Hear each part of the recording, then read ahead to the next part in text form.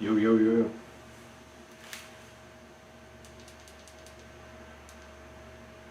Yo, yo,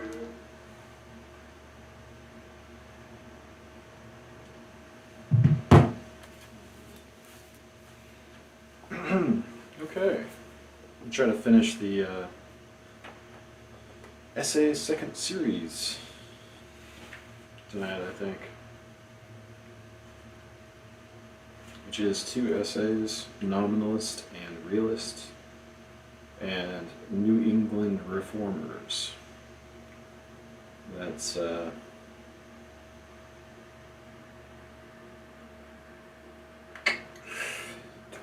plus 19, 30 pages, 31 pages.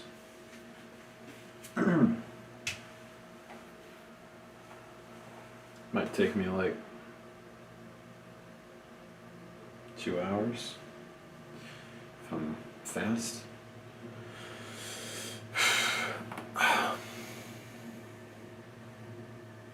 Nominalist and Realist. In countless upward striving waves, the moon-drawn tide wave strives.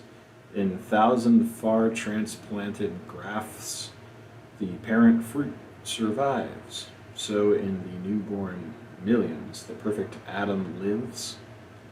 Not less are summer mornings dear to every child they wake, and each with novel life his sphere fills his for his proper sake. I cannot often enough say that a man is only a relative and representative nature. Each is a hint of the truth, but far enough from being that truth, which yet he quite newly and inevitably suggests to us. If I seek it in him, I shall not find it. Could any man conduct into me the pure stream of that which he pretends to be? To be! Exclamation point. Long afterwards I find that quality elsewhere which he promised me. The genius of the Platonists is intoxicating to the student, yet Platonists. Yet how few particulars of it can I detach from all their books. The man momentarily stands for the thought, but will not bear examination. In a society of men will cursorily represent well enough a certain quality and culture, for example, chivalry or beauty of manners, but separate them and there is no gentleman and no lady in the group. The least hint sets us on the pursuit of a character which no man realizes. We have such exorbitant eyes that on seeing the smallest arc, we complete the curve, and when the curtain is lifted from the diagram which it seemed to veil, we are vexed to find that no more was drawn than just that fragment of an arc which we first beheld. We are greatly too liberal in our construction of each other's faculty and promise. Exactly what the parties have already done they shall do again, but that which we inferred from their nature and inception they will not do. That is in nature, but not in them. That happens in the world, which we often witness in a public debate. Each of the speakers expresses himself imperfectly. No one of them hears much that another says, such is the preoccupation of mind of each. And the audience, who have only to hear and not to speak, judge very wisely and superiorly how wrong-headed and unskillful is each of the debaters to his own affair.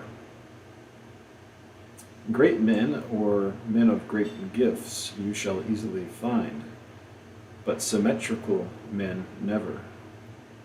When I meet a pure intellectual force or a generosity of affection, I believe there then is man. I believe here then is man, and am presently mortified by the discovery that this individual is no more available to his own or to the general ends than his companions, because the power which drew my respect is not supported by the total symphony of his talents. All persons exist to society by some shining trait of beauty or utility which they have.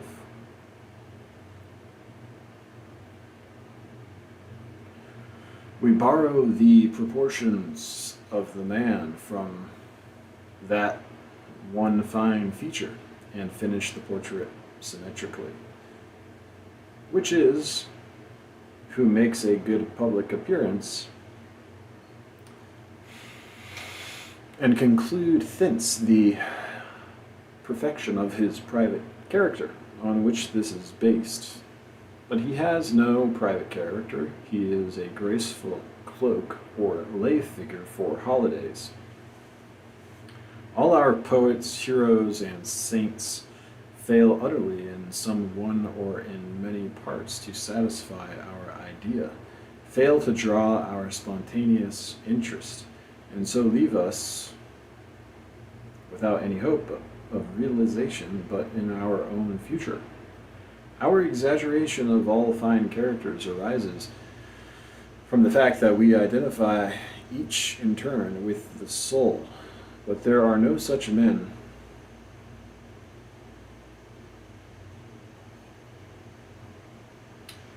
as we fable, no Jesus, nor Pericles, nor Caesar, nor Angelo, nor Washington, such as we have made. We consecrate a great deal of nonsense because it was allowed by great men. There is none without his foible. I believe that if an angel should come to chant the chorus of moral law, he would eat too much gingerbread, or take liberties with private letters, or do some precocious atrocity.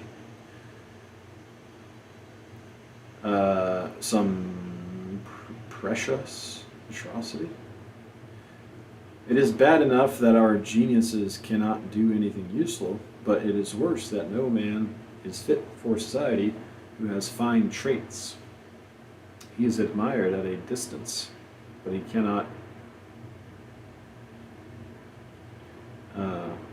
come near without appearing a cripple. The men of fine parts protect themselves by solitude, or by courtesy, or by satire, or by an acid worldly manner, each concealing as he best can his incapacity for useful association. But they want either love or self-reliance. Our native love of reality joins with this.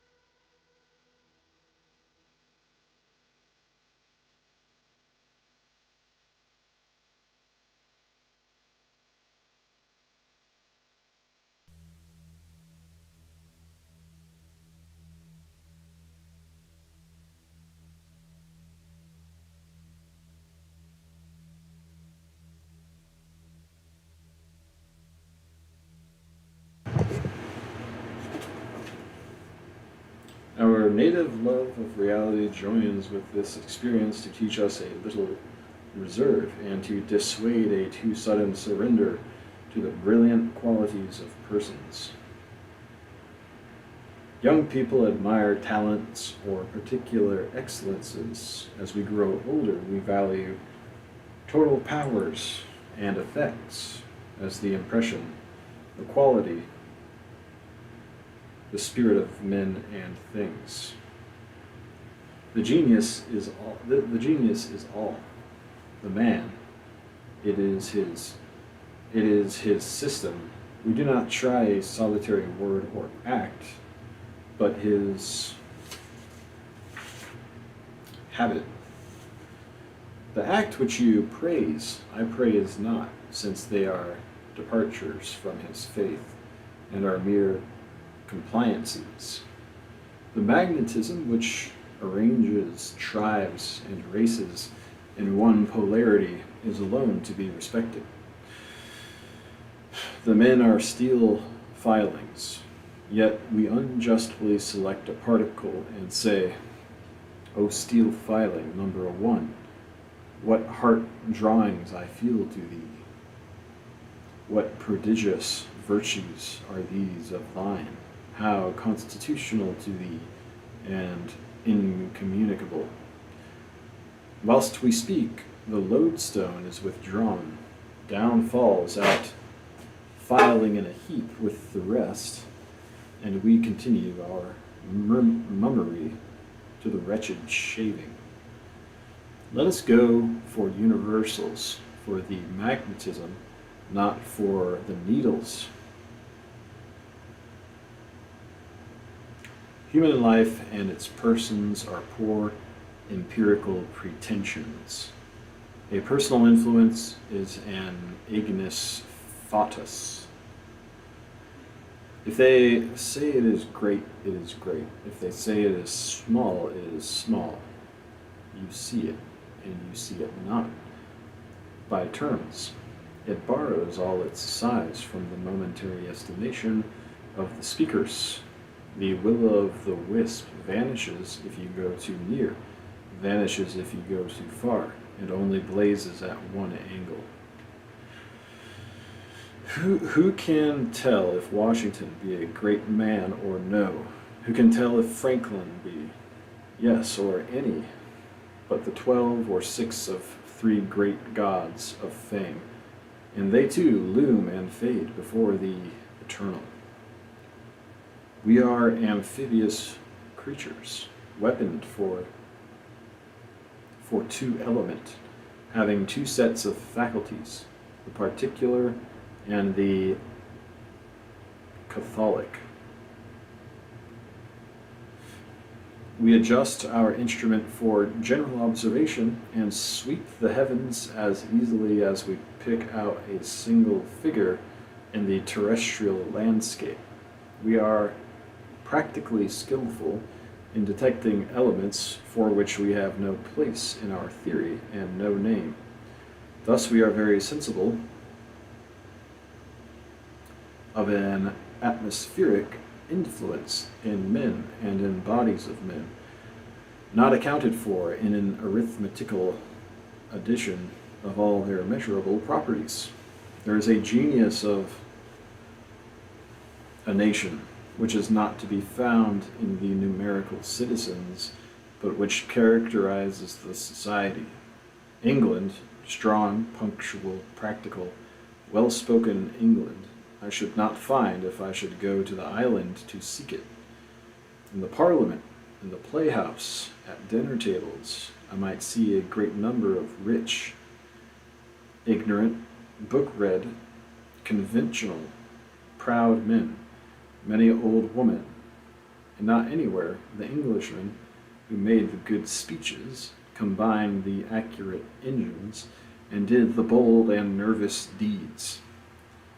It is even worse in America, where from the intellectual quickness of the race, the genius of the country is more splendid in its promise and more slight in its performance.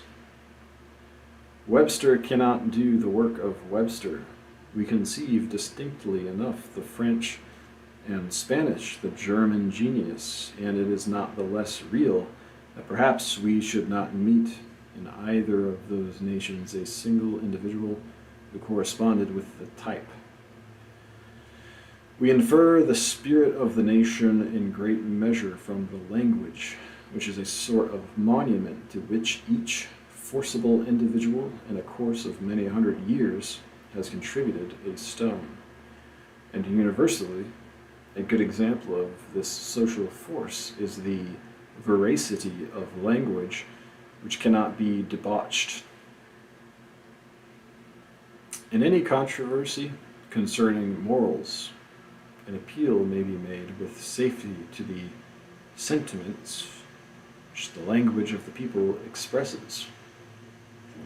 Proverbs, words, and grammar inflections convey the public sense with more purity and precision than the wisest individual. In the famous dispute with the Nominalists, the Realists had a good deal of reason. General ideas are essences. They are our gods. They round and ennoble the most partial and sordid way of living. Our proclivity to details cannot quite degrade our life and divest it of poetry.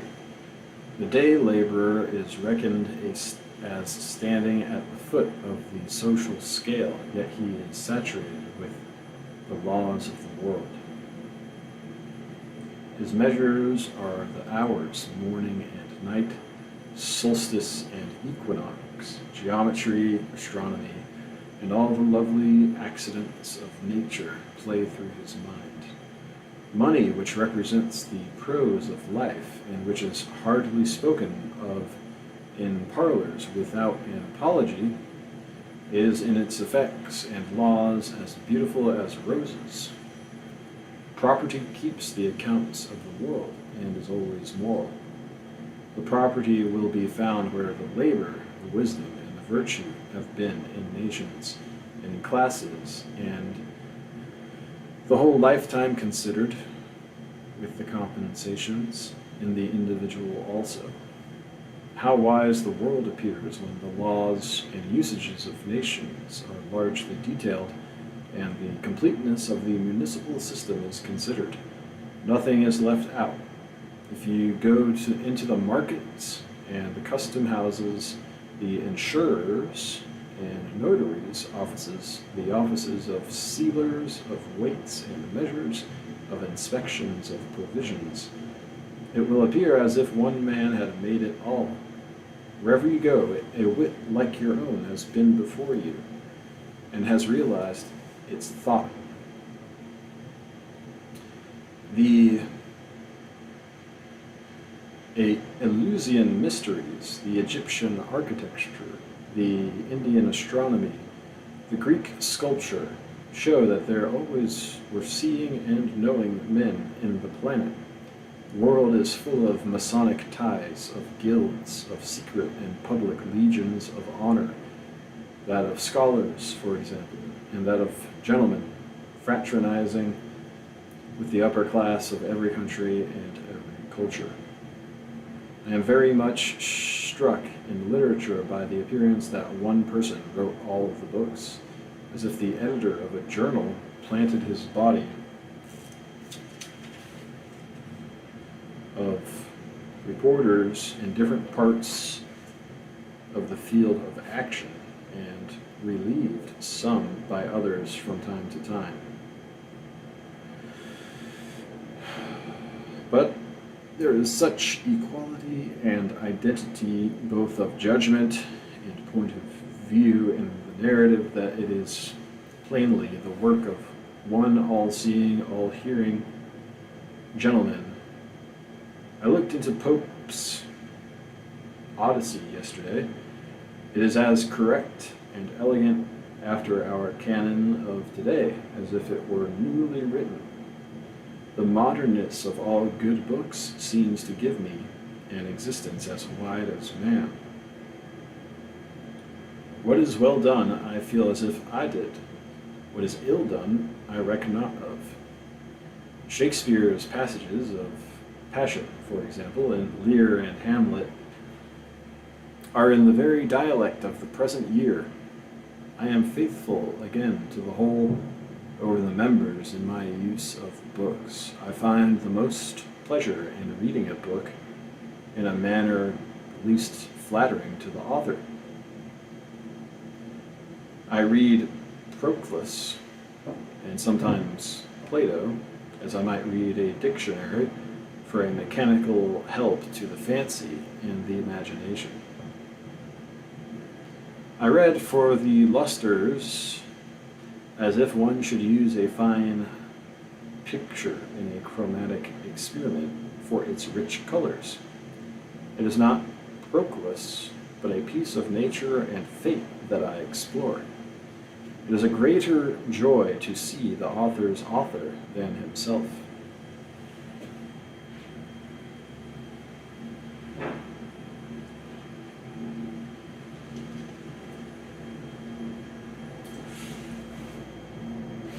A higher pleasure of the same kind I found lately at a concert where I went to hear Handel's Messiah, as the master overpowered the littleness and incapableness of the performers and made them conductors of his electricity, so that it was easy to observe what efforts nature was making through so many hoarse, wooden, and imperfect persons to produce beautiful voices, fluid and soul-guided men and women. The genius of nature was paramount at the oratorio. The preference of the genius to the parts is the secret of that deification of art which is found in all superior minds. Art in the artist is proportion, or a habitual respect to the whole by an eye loving beauty in details. And the wonder and charm of it is the sanity in insanity which it denotes. Proportion is almost impossible to human beings. There is no one who does not exaggerate. In conversation, men are encumbered with personality and talk too much. In modern sculpture, picture, and poetry, the beauty is miscellaneous. The artist works here and there and at all points, adding and adding instead of unfolding the unit of his thought. Beautiful details we must have, or no artist. But they must be means and never other. The eye must not lose sight for a moment of the purpose. Lively boys write to their ear and eye, and the cool reader finds nothing but sweet jingles in it. When they grow older, they respect the argument.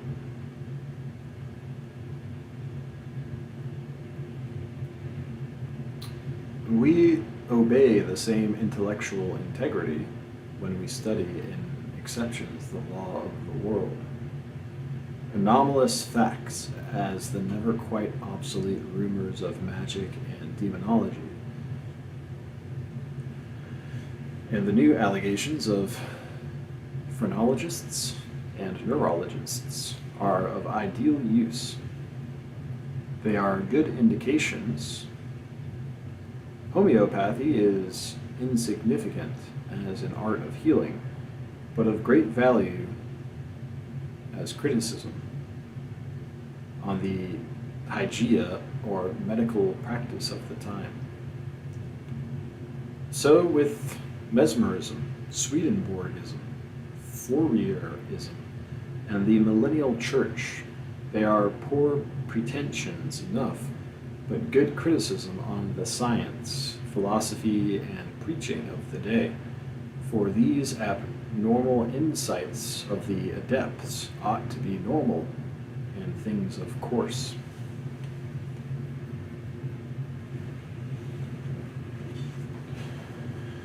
All things show us that on every side we are very near to the best. It seems not worthwhile to execute with too much pains some one intellectual or aesthetical or civil feat, when presently the dream will scatter and we shall burst into universal power.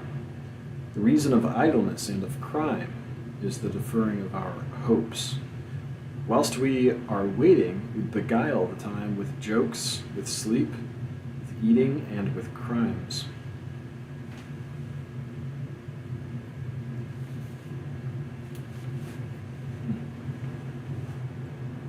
Things show us that on every side we are very near to the best. It seems not worthwhile to execute too much pains, some one intellectual or aesthetical or civil feat, when presently the dream will scatter, and we shall burst into universal power.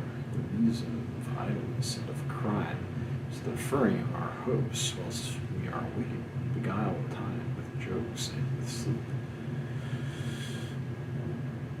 Thus, we settle it in our cool libraries that all the agents with which we deal are subalterns, which we can well afford to let pass, and life will be simpler when we live at the center and flout the surfaces.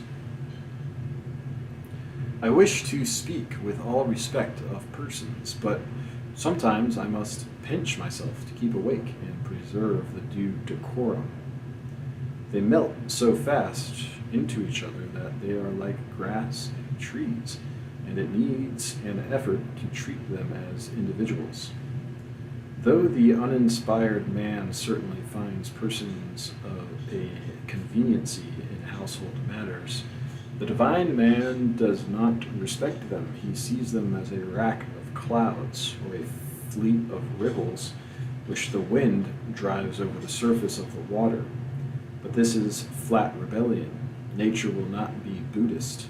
She resents generalizing and insults the philosopher in every moment with a million of fresh particulars. It is all idle talking. As much as a man is a whole, so is he also a part, and it were partial not to see it. What you say in your pompous distribution only distributes you into your class and section. You have not got rid of parts by denying them, but are the more partial. You are one thing, but nature is one thing, and the other thing, in the same moment. She will not remain orbed in a thought, but rushes into persons. And when each person, inflamed to a fury of personality, would conquer all things to his poor crochet, she raises up against him another person, and by many persons incarnates against a sort of whole.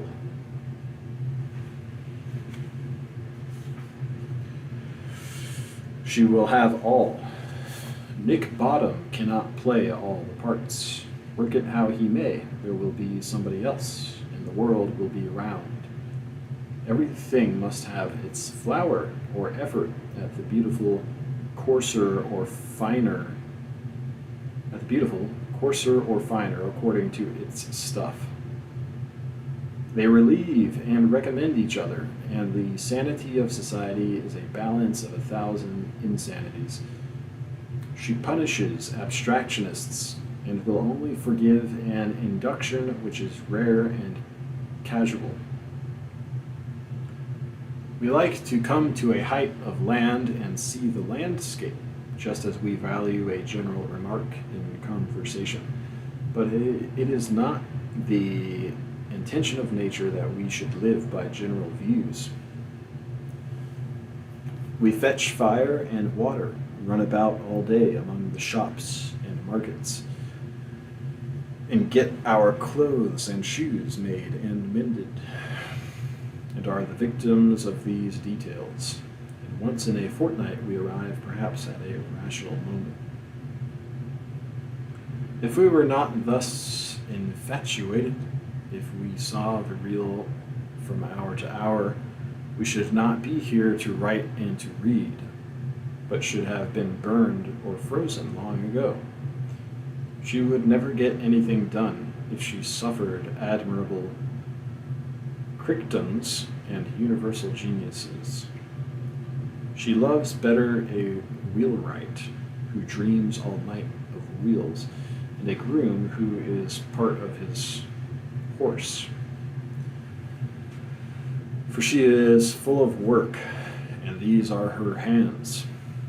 As the frugal farmer takes care that his cattle shall eat down the rowan, and swine shall eat the waste of his house, and poultry shall pick the crumbs, so our economical mother dispatches a new genius and habit of mind into every district and condition of existence, plants an eye wherever a new ray of light can fall, and gathering up into some man every property in the universe, establishes thousandfold occult mutual attractions among her offspring, and all this wash and waste of power may be imparted and exchanged.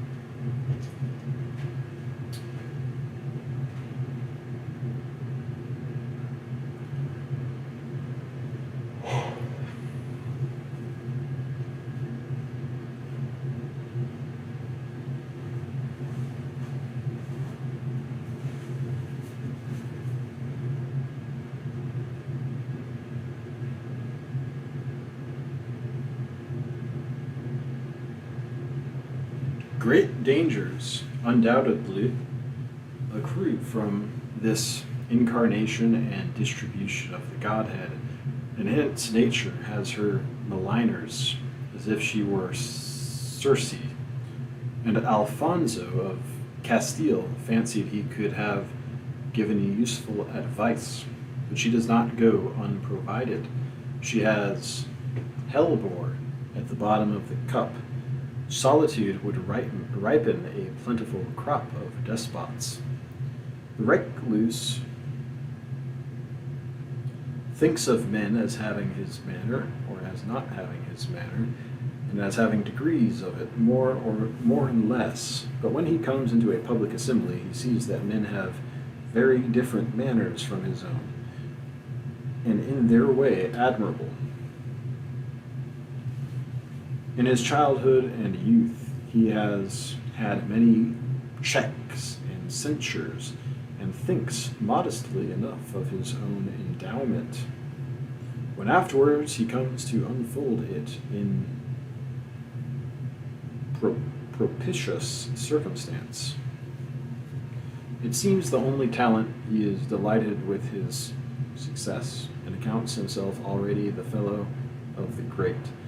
But he goes into a mob, into a banking house, into a mechanic's shop, into a mill, into a laboratory, into a ship, into a camp, and in each new place he is no better than an idiot.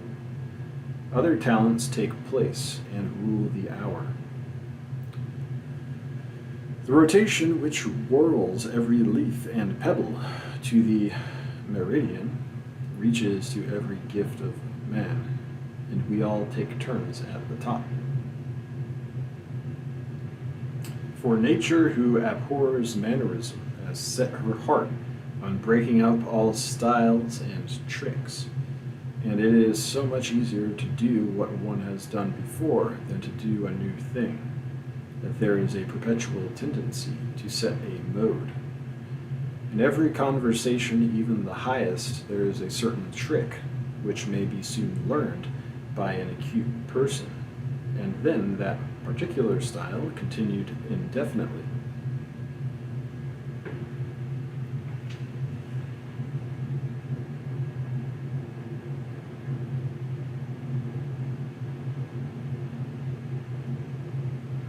Each man, too, is a tyrant in tendency, because he would impose his idea on others, and their trick is their natural defense. Jesus would absorb the race, but Tom Paine, or the coarsest blasphemer, helps humanity by resisting this exuberance of power. Hence the immense benefit of party in politics, as it reveals faults of character in a chief, which the intellectual force of the persons with ordinary opportunity and not hurled into aphelion by hatred could not have seen. Since we are all so stupid, what benefit that there should be two stupidities? It is like that brute advantage, so essential to astronomy, of having the diameter of the Earth's orbit for a base of its triangles. Democracy is morose and runs to anarchy, but in the state and in the schools it is indispensable to resist the consolidation of all men into a few men. If John was perfect, why are you and I alive? As long as any man exists, there is some need of him. Let him fight for his own. A new poet has appeared. A new character approached us. Why should we refuse to eat bread until we have found his regiment and section in our old army files? Why not a new man? Here is a new enterprise of Brook Farm, of Skenateles, of Northampton. Why so impatient to baptize them Essenes, or Port Royalists, or Shakers, or by any known and effete name? Let it be a new way of living. Why have only 2 or 3 ways of life, and not thousands? Every man is wanted, and no man is wanted much. We came this time for condiments, not for corn.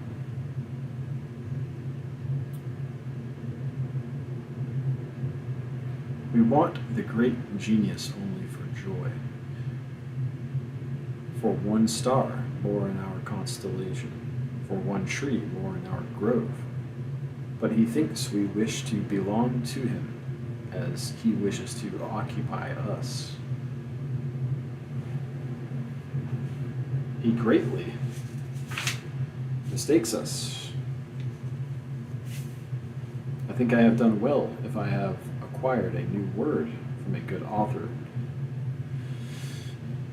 And my business with him is to find my own, though it were only to melt him down into an epithet or an image for daily use. Into paint will I grind thee, my bride, to embroil the confusion and make it impossible to arrive at any general statement. Then we have insisted on the imperfection of individuals. Our affections and our experience urge that every individual is entitled to honor, and a very generous treatment is sure to be repaid. A recluse sees only 2 or 3 persons, and allows them all their room. They spread themselves at large. The statesman looks at many and compares the few habitually with others, and these look less.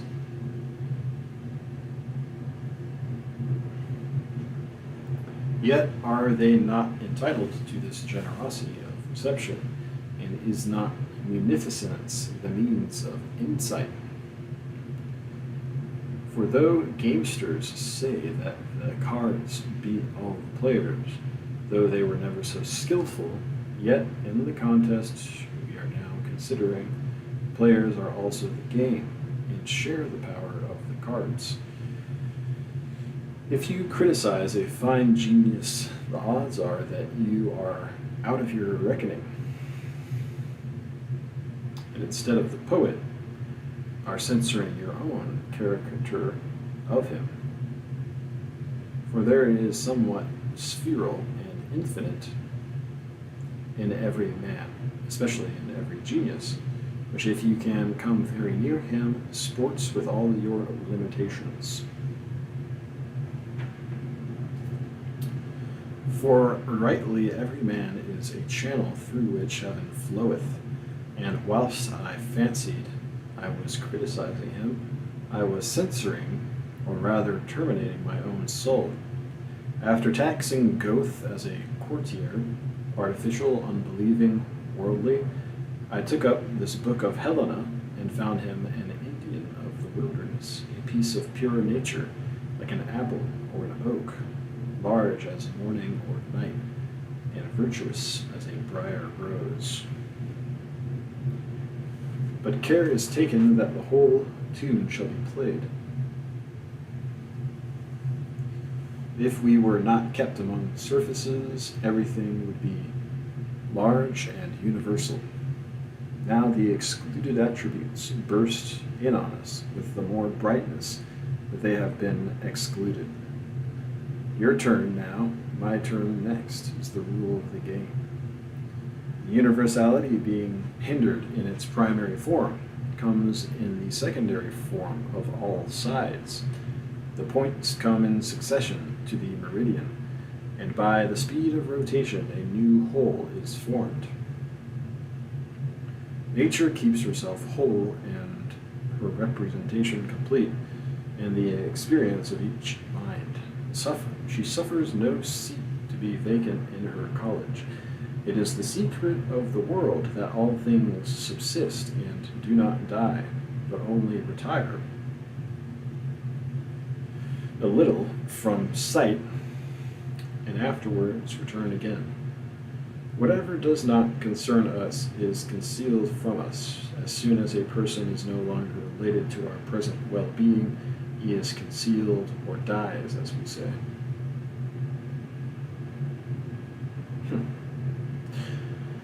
Really, all things and persons are related to us, but according to our nature, they act on us not at once, but in succession, and we are made aware of their presence one at a time. All persons, all things which we have known, are here present, and many more than we see. The world is full. As the ancient said, the world is a plenum, or solid, and if we saw all things that really surrounded us, we should be imprisoned and unable to move. For though nothing is impassable to the soul, but all things are pervious to it, and like highways, yet this is only whilst the soul does not see them. As soon as the soul sees any object, it stops before that object. Therefore, the divine providence, which keeps the universe open in every direction to the soul, conceals all the furniture and all the persons that do not concern a particular soul from the senses of that individual. Through solidest eternal things, the man finds his road as if they did not subsist, and does not once suspect their being. As soon as he needs a new object, suddenly he beholds it, and no longer attempts to pass through it, but takes another way. When he has exhausted for the time the nourishment to be drawn from any one person or thing, that object is withdrawn from his observation, and though still in his immediate neighborhood, he does not suspect its presence. Nothing is dead. Men feign themselves dead, and endure mock funerals and mournful obituaries, and there they stand looking out of the window, sound and well, in some new and strange disguise.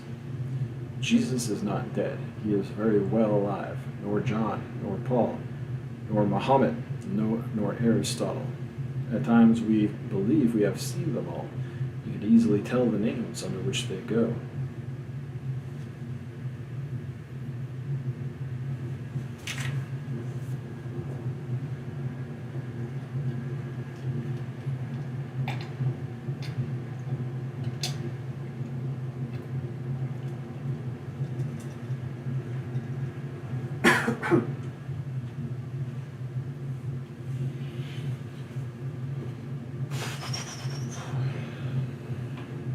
If we cannot make voluntary and conscious steps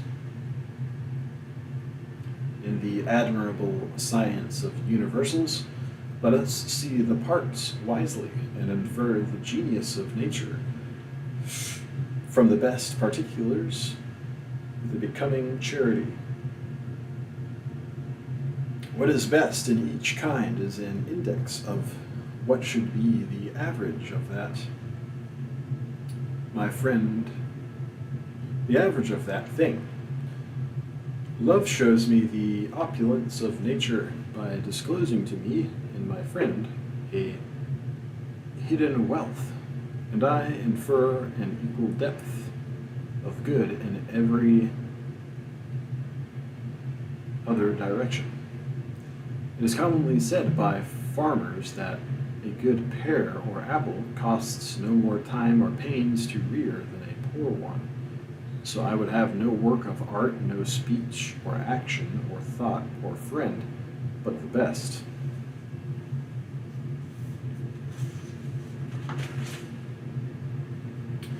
The end and the means.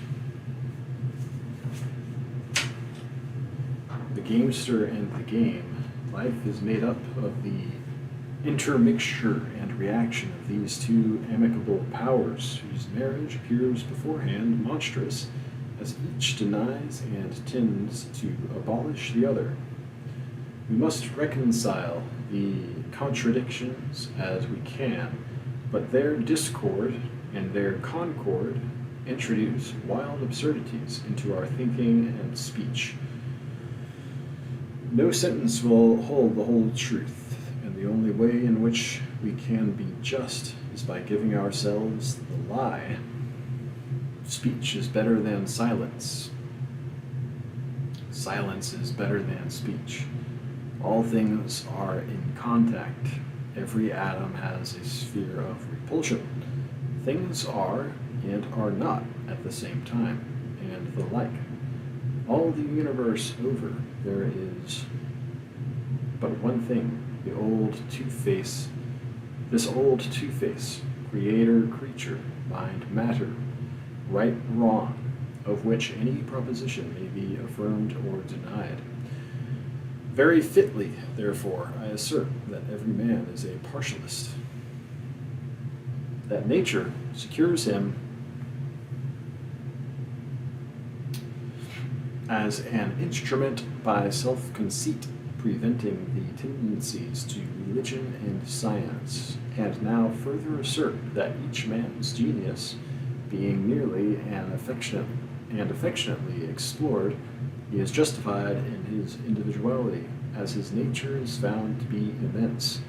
And now I add that every man is a universalist also, and as our earth, whilst it spins on its own axis, spins all the time around the sun through the celestial spaces, so the least of its rotational children, the most dedicated to his private affair, works out, though as it were under a disguise, the universal problem. We fancy men are individuals, so are pumpkins. But every pumpkin in the field goes through every point of pumpkin history.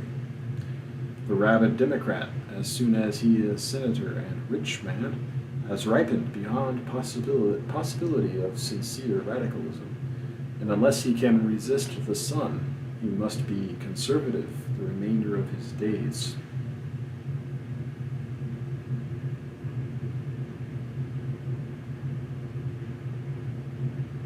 Lord Eldon said in his old age that if he were to begin life again, he would be damned, but he would begin as agitator.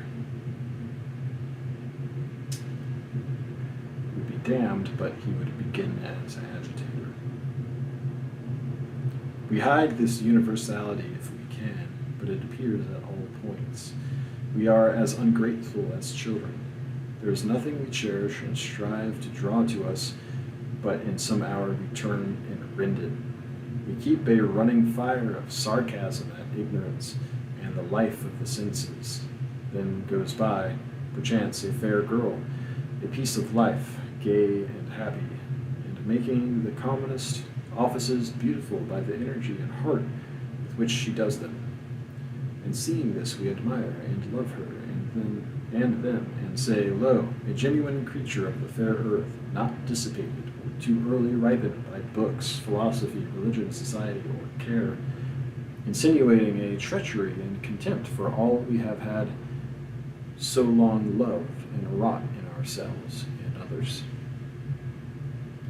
If we could have any security against moods, if the profoundest prophet could be holden to his words, and the hearer who is ready to sell all and join the crusade could have any certificate that tomorrow his prophet shall not unsay his testimony. But the truth sits veiled there on the bench, and never interposes an adamantine syllable. And the most sincere and revolutionary doctrine, put as if the ark of God were carried forward some furlongs and planted there for the succor of the world, shall in a few weeks be coldly set aside by the same speaker as morbid. I thought I was right, but I was not. And the same immeasurable credulity demanded for new audacities. If we were not of all opinions, if we did not in any moment shift the platform on which we stand and look and speak from another, if there could be any regulation, any 1 hour rule that a man should never leave his point of view without sound of trumpet, I am always insincere, as always knowing there are other moods.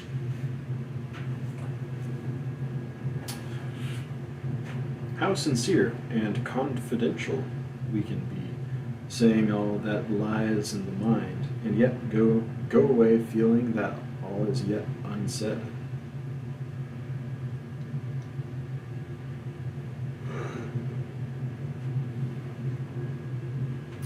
That all is yet unsaid from the incapacity of the parties to know each other, although they use the same words.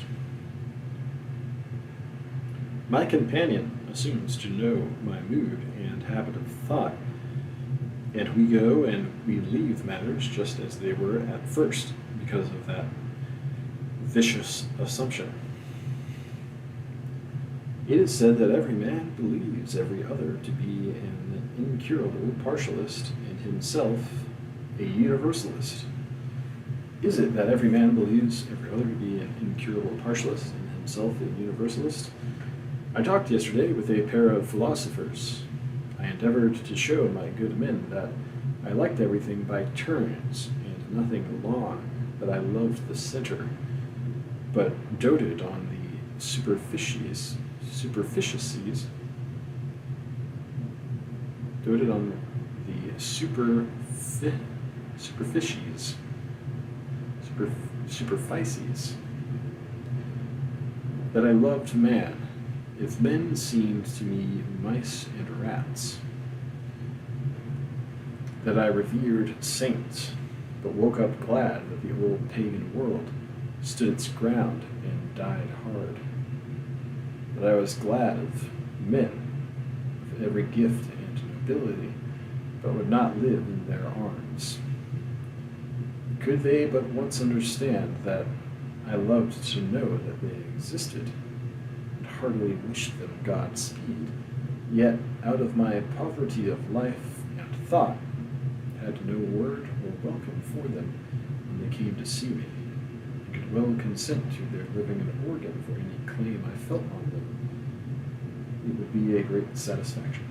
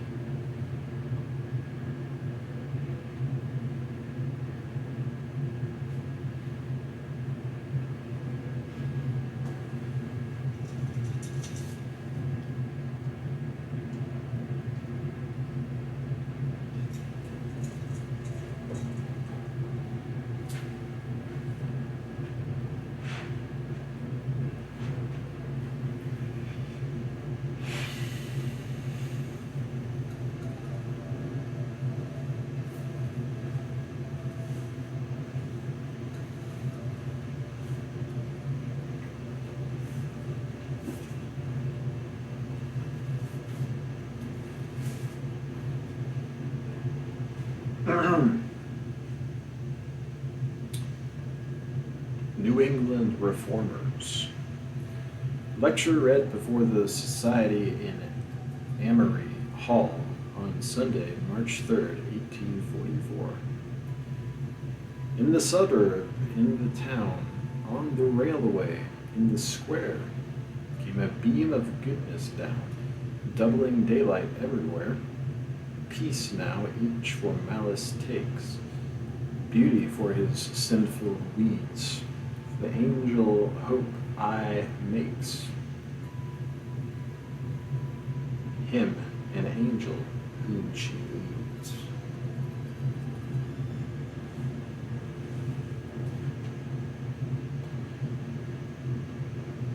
Whoever has had opportunity of acquaintance with society in New England during the last 25 years, with those middle and with those leading sections that may constitute any just representation of the character and aim of the community, will have been struck with the great activity of thought and experimenting.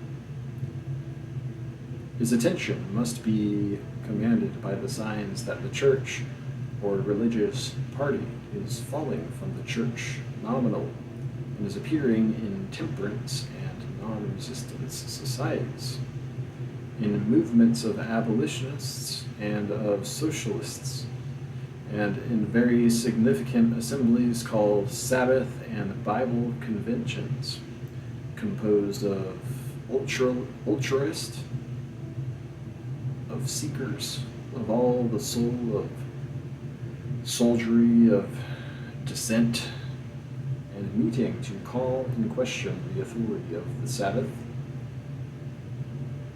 of the priesthood, and of the church.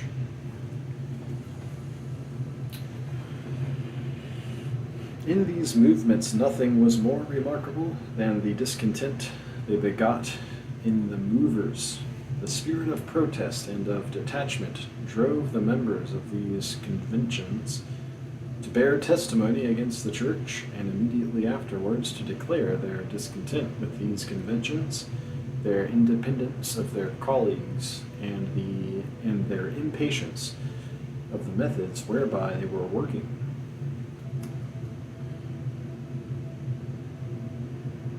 They defied each other like a congress of kings, each of whom had a realm to rule in a way of his own that made concert unprofitable.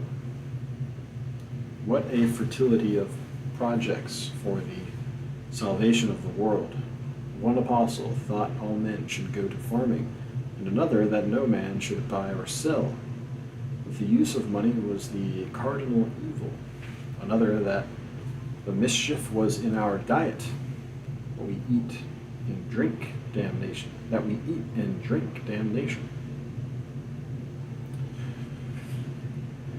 These made unleavened bread, and were foes to the death to fermentation. It was in vain urged by the housewife that God made yeast as well as dough, and loves fermentation just as dearly as he loves vegetation, that fermentation develops the saccharine element in the grain and makes it more palatable and more digestible. No, they wish the pure wheat, and will die, but it shall not ferment. Stop, dear nature, these incessant advances of thine. Let us scotch these ever-rolling wheels. Others attack the system of agriculture, the use of animal manures in farming, and the tyranny of man over brute nature. These abuses polluted his food. The ox must be taken from the plow, and the horse from the cart. The 100 acres of the farm must be spaded, and the man must walk wherever boats and locomotives will not carry him.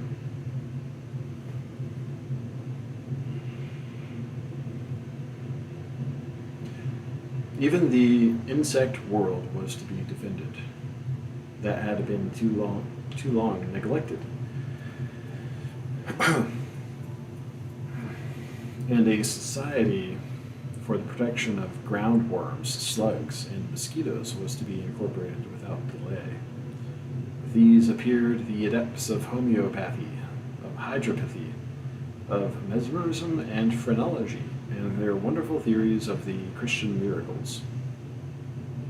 Others assailed particular vocations, as that of the lawyer, that of the merchant, of the manufacturer, of the clergyman, of the scholar. Others attacked the institution of marriage as the fountain of social evils.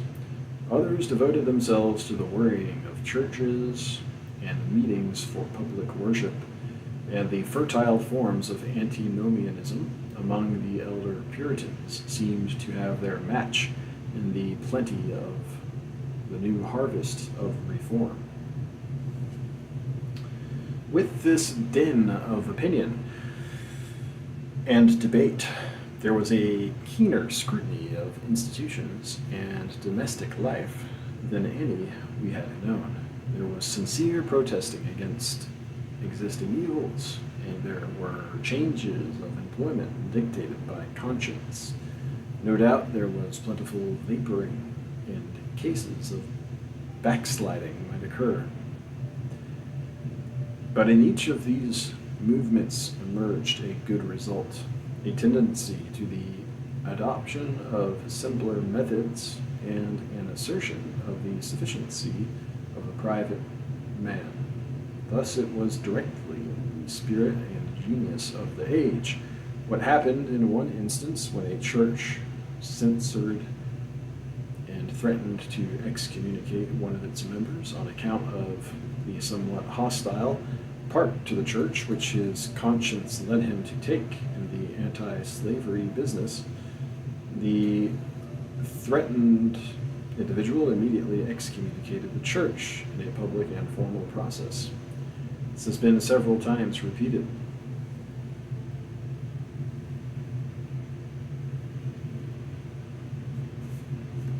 It was excellent when it was done the first time, but of course loses all value when it is copied.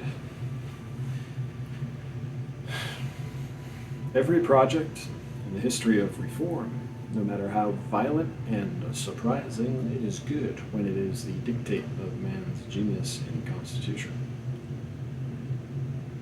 but very dull and suspicious when adopted from another. It is right and beautiful in any man to say, I will take this coat or this book or this measure of corn of yours, in whom we see the act to be original, and to flow from the whole spirit and faith of him. For then that taking will have a giving as free and divine.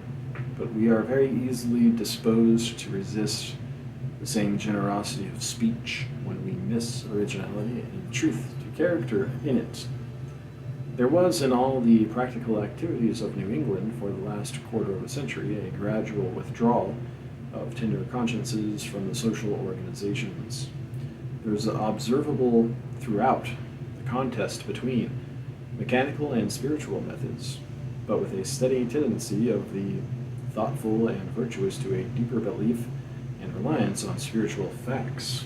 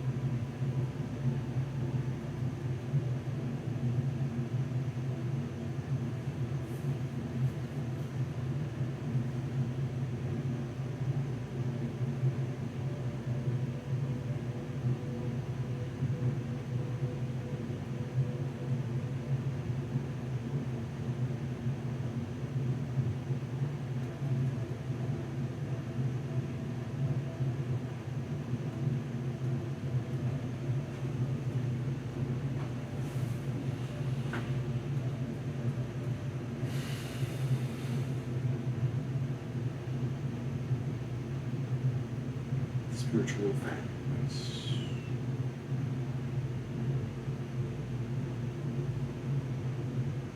In politics, for example, it is easy to see the progress of dissent. The country is full of rebellion. The country is full of kings. Hands off. Let there be no control and no interference in the administration of the affairs of this kingdom of me. Hence, the growth of the doctrine and of the party of free trade, and the willingness to try that experiment in the face of what appear incontestable facts. I confess, the motto of the Globe newspaper is so attractive to me that I can seldom find much appetite to read what is below in its columns.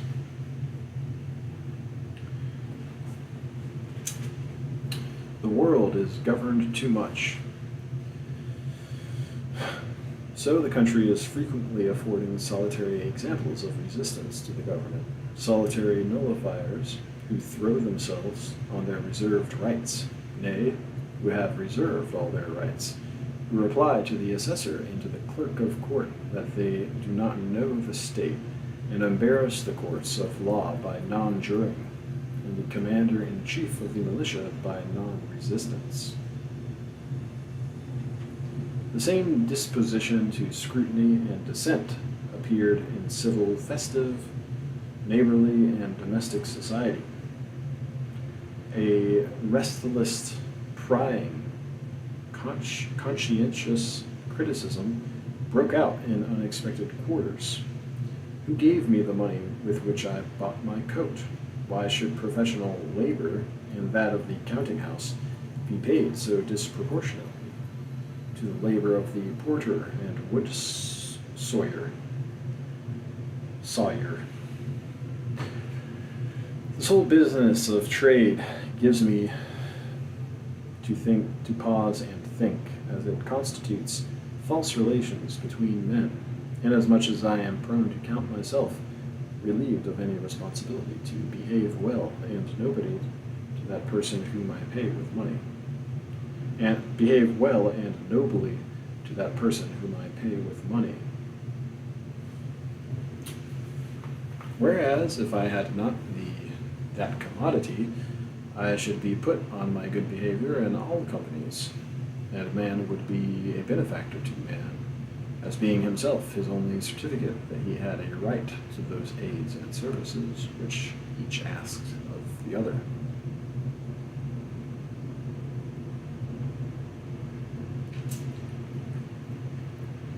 Am I not too protected a person?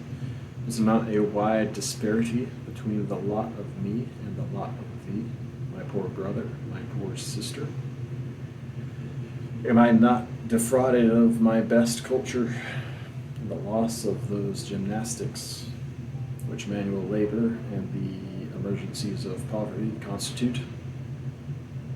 I find nothing healthful or exalting in the smooth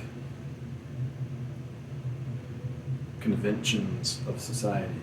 I do not like the close air of saloons.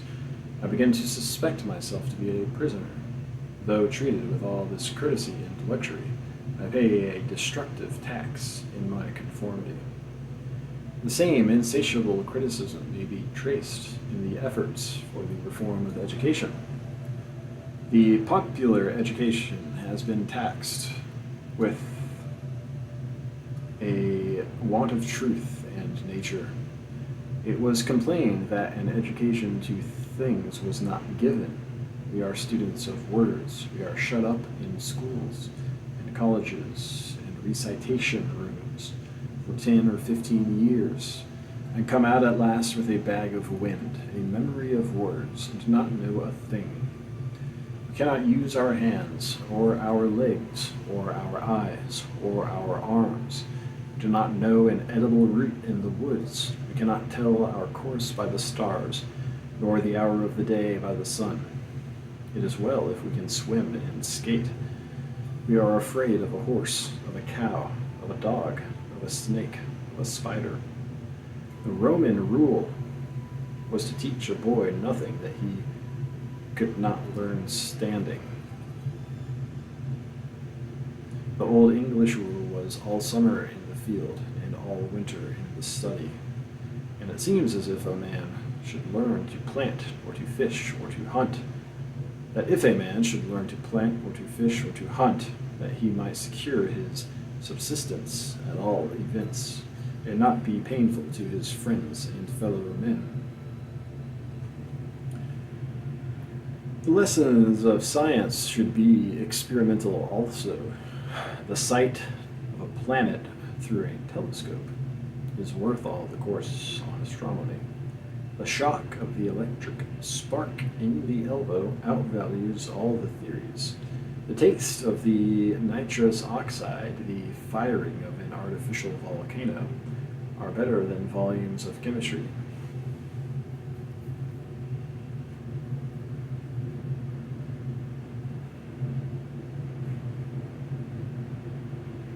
One of the traits of the new spirit in the Inquisition is fixed on our scholastic devotion to the dead languages, the ancient languages, with great beauty of structure, contain wonderful remains of genius, which draw, and always will draw, certain like-minded men, Greek men and Roman men in all countries to their study. By a wonderful drowsiness of usage, they had exacted the study of all men.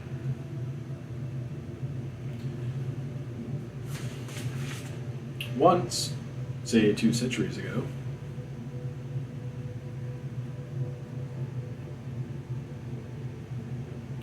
Latin and Greek had a strict relation to all the science and culture there was in Europe. And the mathematics had a momentary importance at some era of activity in physical science. These things became stereotyped as education, as the manner of men is. But the good spirit never cared for the colleges. And though all men and boys were now drilled in Latin, Greek, and mathematics, it had quite left these shells high and dry on the beach, and was now creating and feeding other matters at other ends of the world. But in 100 high schools and colleges, this warfare against common sense still goes on.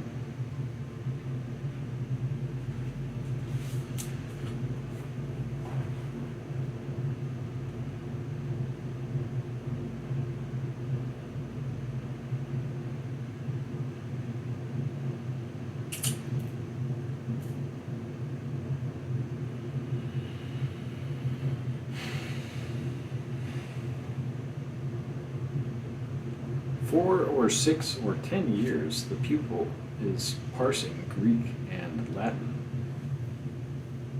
And as soon as he leaves the university, as it is ludicrously styled, he shuts those books for the last time. Some thousands of young men are graduating at our colleges in this country every year, and the persons who at 40 years still read Greek can all be counted on your hand. I never met with 10, 4 or 5 persons I have seen who read Plato. But it is not this absurd that the whole liberal talent of this country should be. But is not this absurd that the whole liberal talent of this country should be directed in its best years on studies which lead to nothing? What was the consequence? Some intelligent persons said or thought, is that Greek and Latin some spell to conjure with, and not words of reason? If the physician, the lawyer, the divine, never use it to come at their ends, I need never learn it to come at mine. Conjuring is gone out of fashion. I will omit this conjugating and go straight to affairs. So they jumped the Greek and Latin and read law, medicine, or sermons without it. To the astonishment of all, the self-made men took even ground at once with the oldest of the regular graduates, and in a few months the most conservative circles of Boston and New York had quite forgotten who of their gownsmen was college bred and who was not.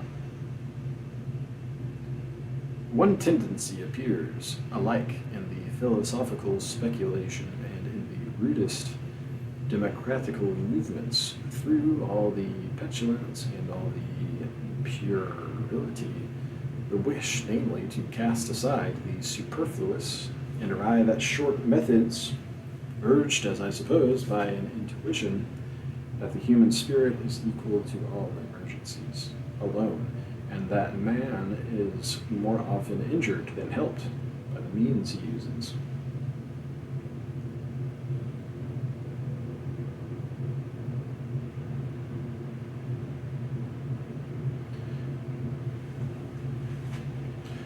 I conceive this gradual casting off of material aids and the indication of growing trust in the private self-supplied powers of the individual to be the affirmative principle of the recent philosophy, and that it is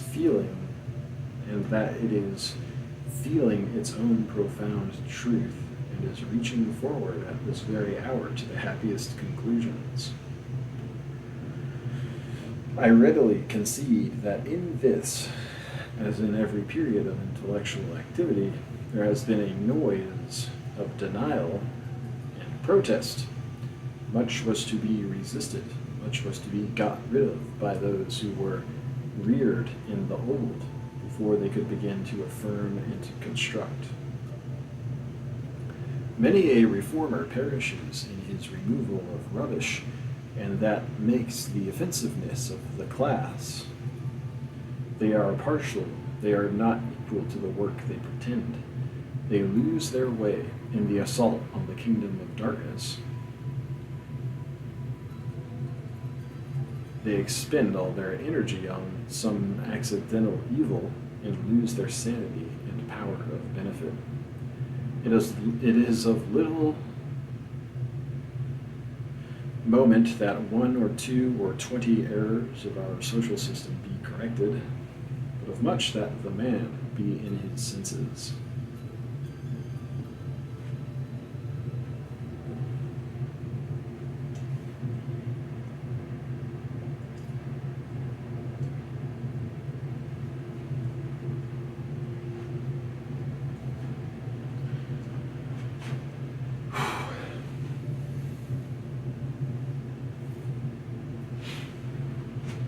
The criticism and attack on institutions.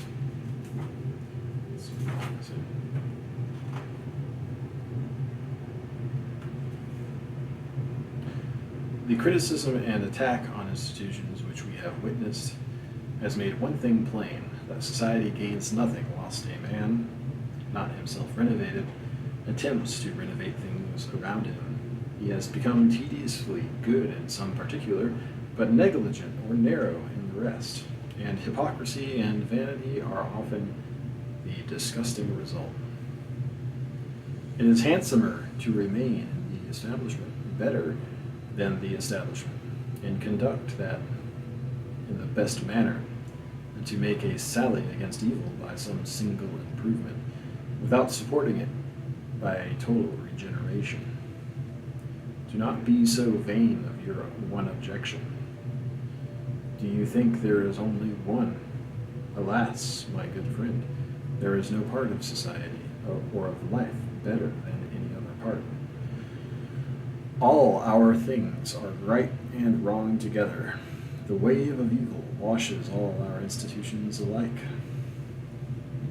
Do you complain of our marriage? Our marriage is no worse than our education, our diet, our trade, our social customs. Do you complain of the laws of property? It is pedantry to give such importance to them. Can we not play the game of life with these counters as well as with those? In the institution of property as well as out of it? In the institution of property as well as out of it? Let into the new and renewing principle. Let into it the new and renewing principle of love, and property will be universality. No one gives the impression of superiority to the institution, which he must give who will reform it. It makes no difference what you say. You must make me feel that you are aloof from it by your natural and supernatural advantages. By your natural and supernatural advantages, do easily see to the end of it. Do see how man can do without it. Now all men are on one side. No man deserves to be heard against property. Only love, only an idea, is against property, as we hold it. I cannot afford to be irritable and captious, nor to waste all my time in attacks. If I should go out of church whenever I hear a false sentiment, I can never stay there 5 minutes, but why come out? The street is as false as the church, and when I get to my house, or to my manners, or to my speech, I have not got away from the lie. When we see an eager assailant of one of these wrongs, a special reformer, we feel like asking him, "What right have you, sir, to your one virtue? Is virtue piecemeal? This is a jewel amidst the rags of a beggar." In another way, the right will be vindicated. In the midst of abuses, in the heart of cities, in the aisles of false churches, alike in one place and in another, wherever, namely, a just and heroic soul finds itself, there it will do what is next at hand, and by the new quality of character it shall put forth, it shall abrogate that old condition, law, or school in which it stands before the law of its own mind.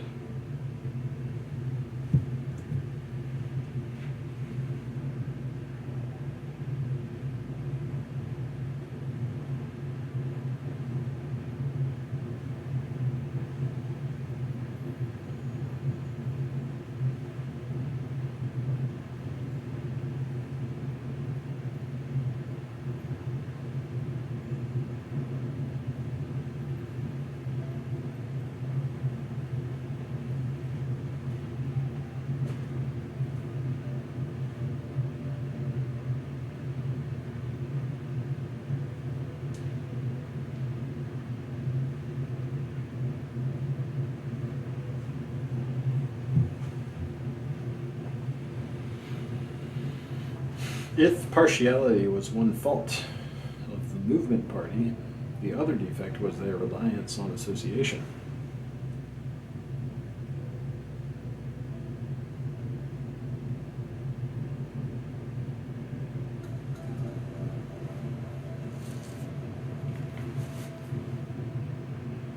Doubts such as those I have intimated drove many good persons to agitate the questions of social reform. But the revolt against the spirit of commerce, the spirit of aristocracy, and the inveterate abuses of cities did not appear possible to individuals, and to do battle against numbers they armed themselves with numbers, and against concert they relied on new concert. Following or advancing beyond the ideas of Saint Simon, of Fourier, and of Owen, 3 communities have already been formed in Massachusetts on kindred plans, and many more in the country at large. They aim to give every member a share in the manual labor, to give an equal reward to labor and to talent, and to unite a liberal culture with an education to labor. The scheme offers, by the economies of associated labor and expense, to make every member richer on the same amount of property that in separate families would leave every member poor. These new associations are composed of men and women of superior talent and sentiments, yet it may easily be questioned whether such a community will draw, except in its beginnings, the able and the good. Whether those who have energy will not prefer their chance of superiority and power in the world to the humble certainties of the association, whether such a retreat does not promise to become an asylum to those who have tried and failed.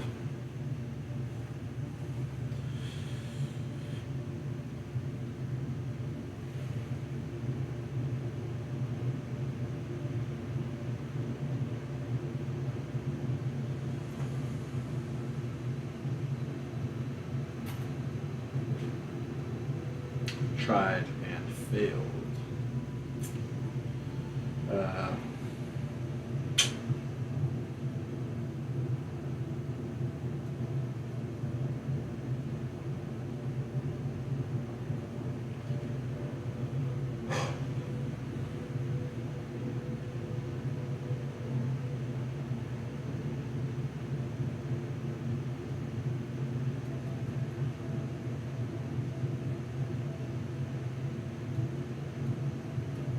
These new associations are composed of men and women of superior talents and sentiments, yet it may easily be questioned whether such a community will draw, except in its beginnings, the able and the good, whether those who have energy will not prefer their chance of superiority and power in the world to the humble certainties of the association, whether such a retreat does not promise to become an asylum to those who have tried and failed, rather than a field to the strong, and whether the members will not necessarily be fractions of men, because each finds that he cannot enter it without some compromise. Friendship and association are very fine things, and a grand phalanx of the best of the human race, banded for some Catholic object. Yes, excellent, but remember that no society can ever be so large as one man.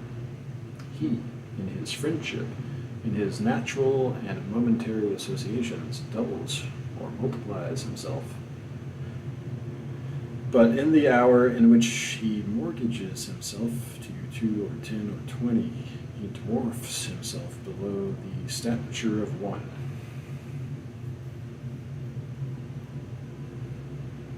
But the men of less faith could not thus believe, and to such concert appears the sole specific of strength.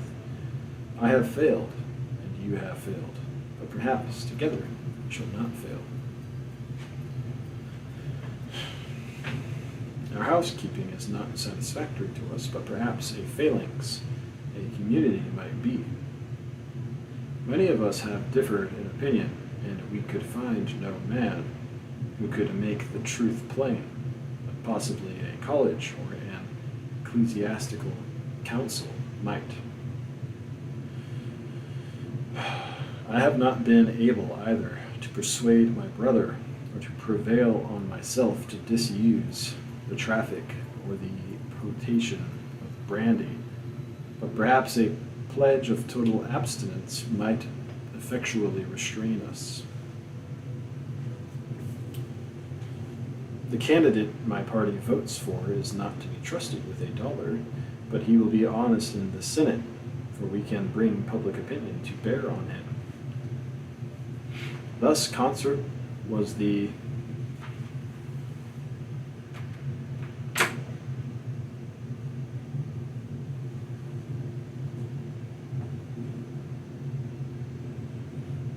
specific in all cases. But concert is neither better nor worse, neither more nor less potent than individual force.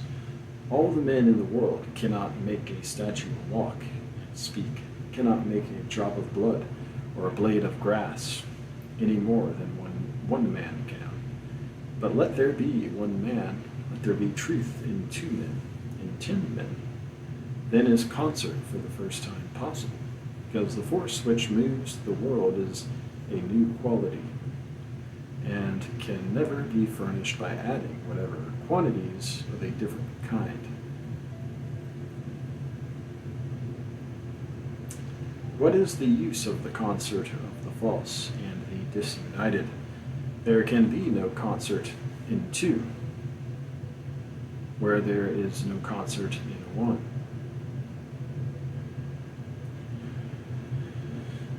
When the individual is not individual, but is dual, when his thoughts look one way and his actions another, when his faith is traversed by his habits, when his will, enlightened by reason, is worked by his sense, when with one hand he rows and with the other backs water, what concert can be?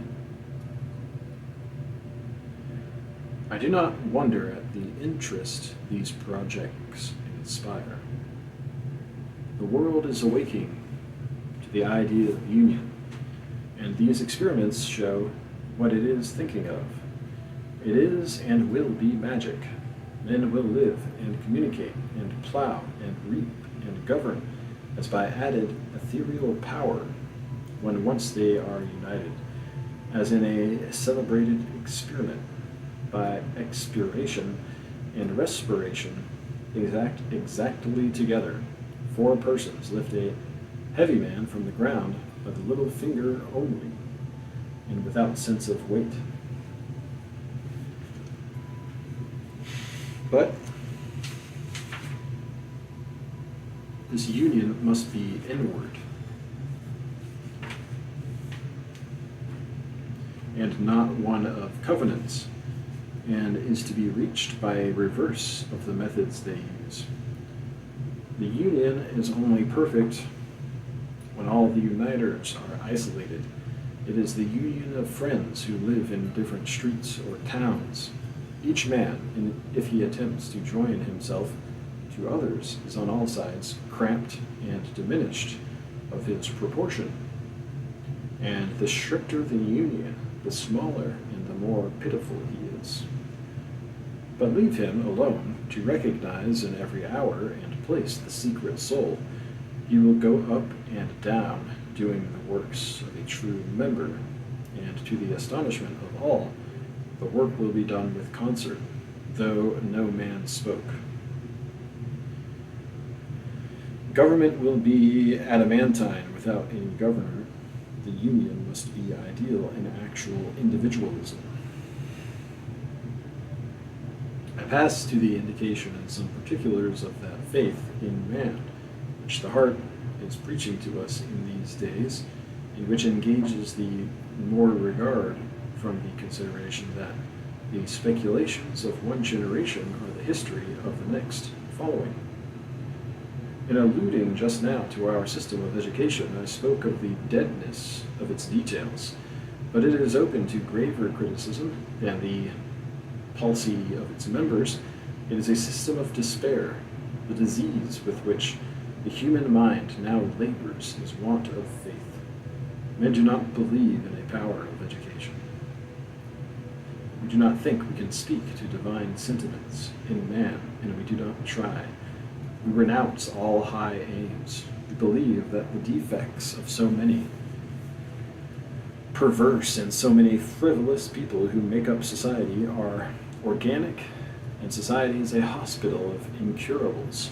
A man of good sense, but of little faith, whose compassion seemed to lead him to church as often as he went there, said to me that he likes to have concerts and fairs and churches and other public amusements go on.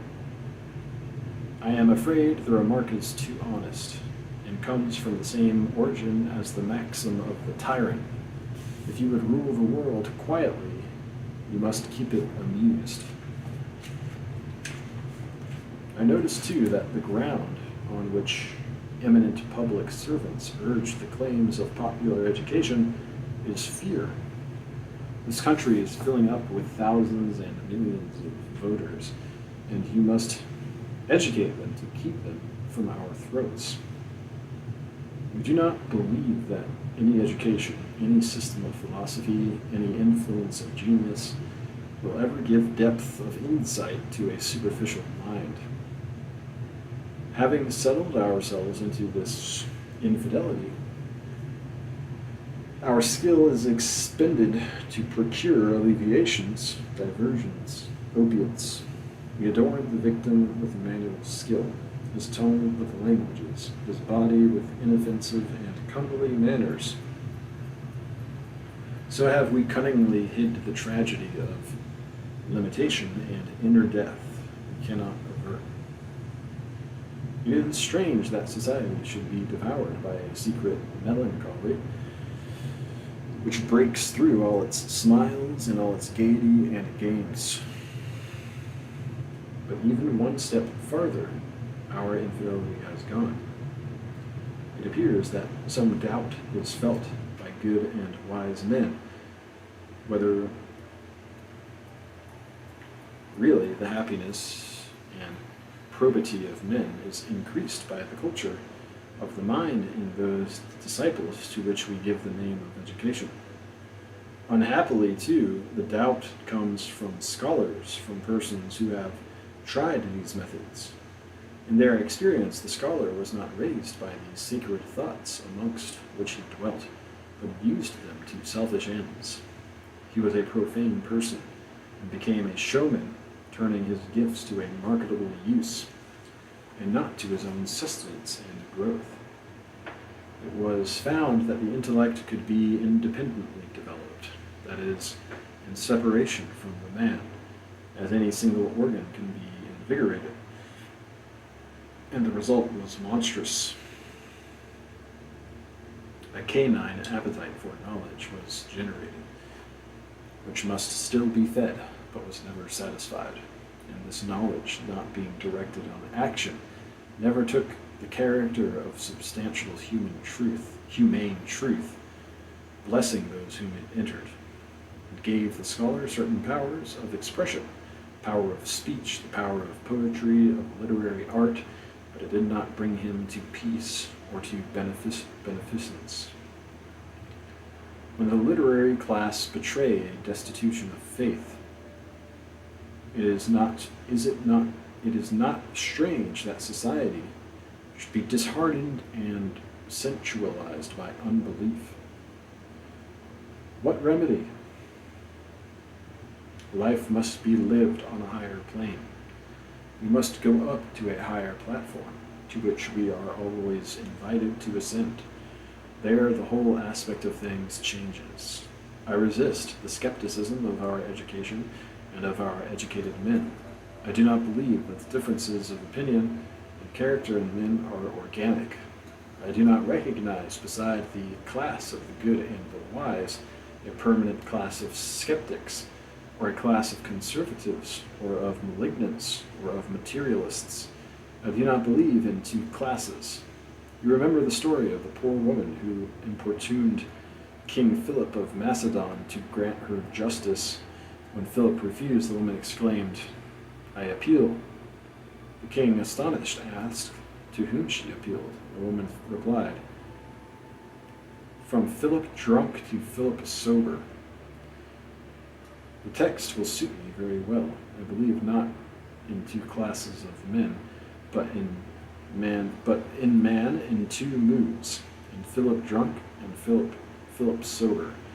I think, according to the good-hearted word of Plato, unwillingly the soul is deprived of truth. Iron conservative, miser, or thief, no man is but by a supposed necessity which he tolerates by shortness.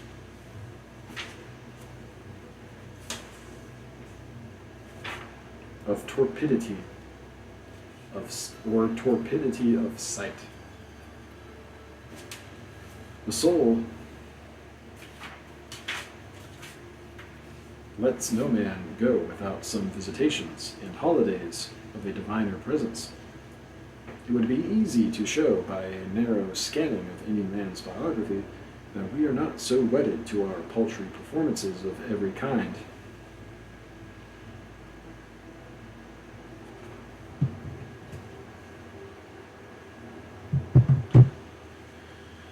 but that every man has at intervals the grace to scorn his performances in comparing them with his belief of what he should do, that he puts himself on the side of his enemies, listening gladly to what they say of him, and accusing himself of the same things.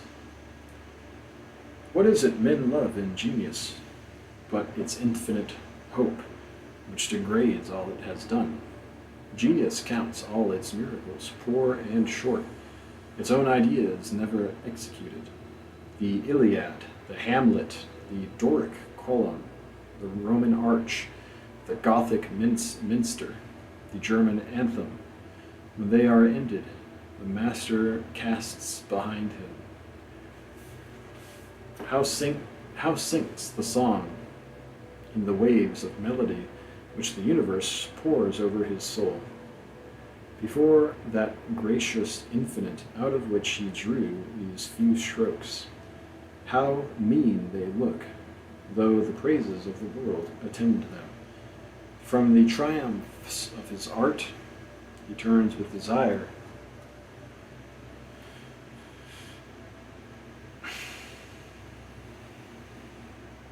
to this greater defeat. Let those admire who will.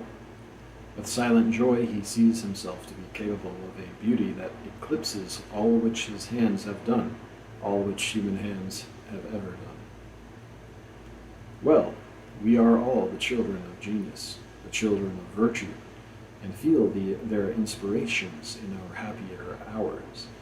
Is not every man sometimes a radical in politics? Men are conservatives when they are least vigorous or when they are most luxurious. They are conservatives after dinner or before taking their rest, when they are sick or aged, in the morning or when their intellect or their conscience has been aroused, when they hear music or when they read poetry. They are radicals. In the circle of the rankest Tories that could be collected in England, old or new, let a powerful and stimulating intellect, a man of great heart and mind, act on them, and very quickly these frozen conservators will yield to the friendly influence. These hopeless will begin to hope. These haters will begin to love. These immovable statues will begin to spin and revolve. I cannot help recalling the fine anecdote which Wharton relates of Bishop Berkeley when he was preparing to leave England with his plan of planting the gospel among the American savages.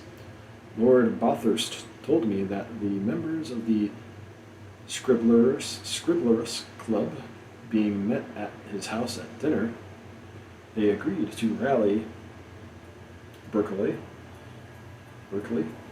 who was also his guest, on his scheme at Bermudas. Berkeley, having listened to the many lively things they had to say, begged to be heard in his turn, and displayed his plan with such an astonishing and animating force of eloquence and enthusiasm that they were struck dumb, and after some pause rose up all together with earnestness, exclaiming, "Let us set out with him immediately." Men in all ways are better than they seem. They like flattery for the moment, but they know the truth for their own. It is a foolish cowardice which keeps us from trusting them and speaking to them rude truth. They resent your honesty for an instant, they will thank you for it always. What is it we heartily wish of each other? Is it to be pleased and flattered? No, but to be convicted and exposed, to be shamed out of our nonsense of all kinds, and made men of, instead of ghosts and phantoms. We are weary of gliding ghost-like through the world, which is itself so slight and unreal. We crave a sense of reality, though it comes in strokes of pain. I explain so, by this man-like love of truth, those excesses and errors into which souls of great vigor but not equal insight, often fall. They feel the poverty at the bottom of all the seeming affluence of the world. They know the speed with which they come straight through the thin masquerade, and conceive a disgust at the indigence of nature. Rousseau, Mirabeau, Charles Fox, Napoleon, Byron, and I could easily add names nearer home, of raging riders who drive their steeds so hard in the violence of living to forget its illusion, they would know the worst, and tread the floors of hell.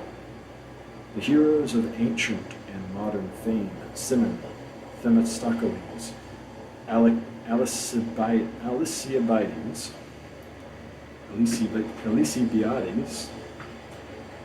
Alexander, Caesar, have treated life and fortune as a game to be well and skillfully played, but they stake not to be so valued, but that any time it could be held as a trifle light as air and thrown up. Caesar, just before the battle of Pharsalia, discourses with the Egyptian priest concerning the fountains of the Nile, and offers to quit the army, the empire, and Cleopatra if he will show him those mysterious sources. The same magnanimity shows itself in our social relations, in the preference, namely, which each man gives to the society of superiors over that of his equals. All that a man has will he give for right relations with his mates. All that he has will he give for an erect demeanor in every company and on each occasion.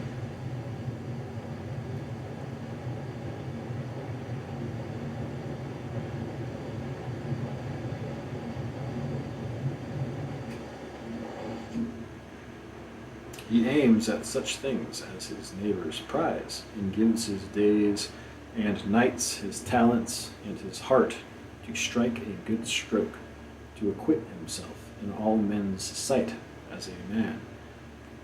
The consideration of an eminent citizen, of a noted merchant, of a man of mark in his profession, a naval and military honor, a general's commission, a marshal's baton, a ducal coronet, the laurel of poets, and anyhow procured the acknowledgement of eminent merit, have this luster for each candidate, that they enable him to walk erect and unshamed in the presence of some persons before whom he felt himself inferior.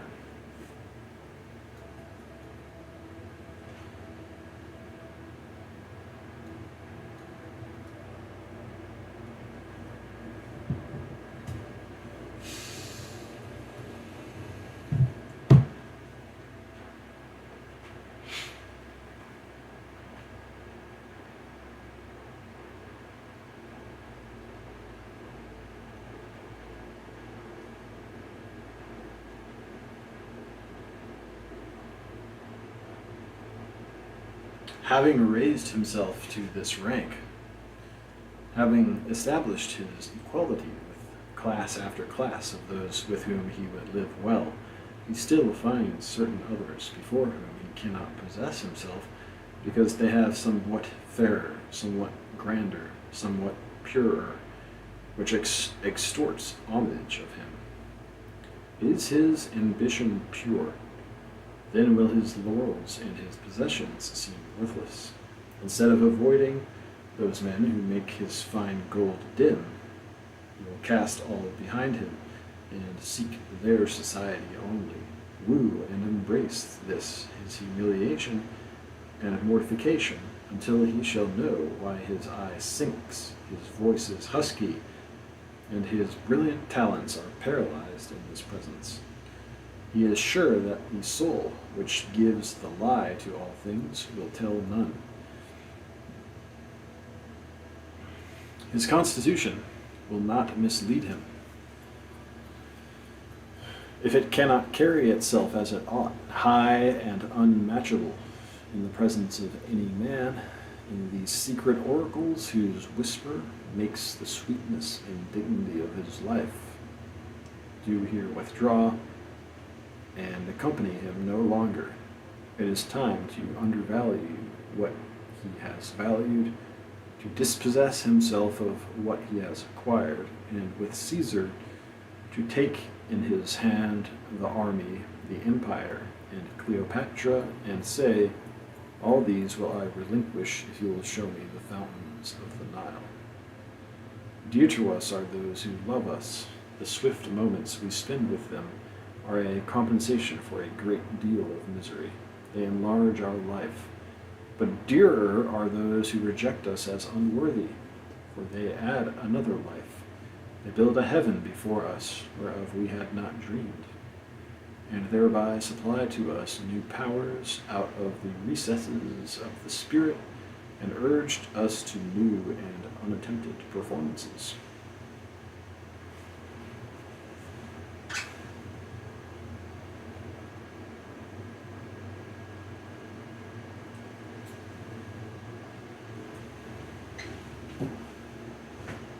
As every man at heart wishes the best, and not inferior society, wishes to be convicted of his error and to come to himself, so he wishes that the same healing should not stop in his thought, but should penetrate his will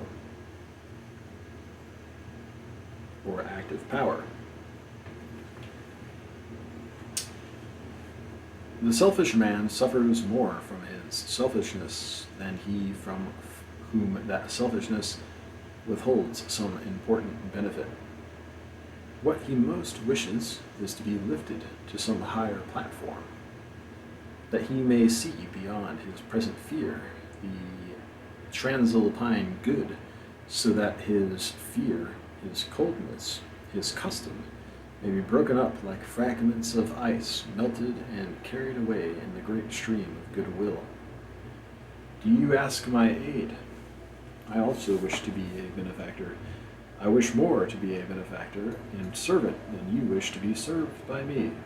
And surely the greatest good fortune that could befall me is precisely to be so moved by you that I should say, take me and all mine, and use me and mine freely to your ends. For I could not say it otherwise than because a great enlargement had come to my heart and mind, which made me superior to my fortunes. Here we are paralyzed with fear. We hold on to our little properties, house and land, office and money, for the bread which they have in our experience yielded us, although we confess that our being does not flow through them. We desire to be made great. We desire to be touched with that fire which shall command this ice to stream and make our existence a benefit.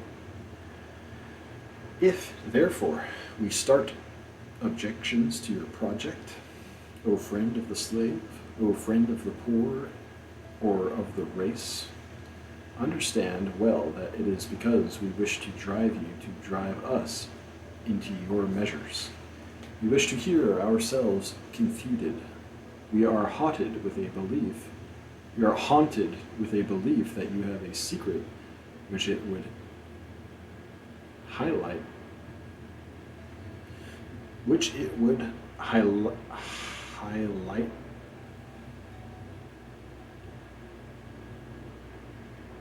highliest advantage us to learn, and we would force you to impart it to us, though it should bring us to prison or to worse extremity.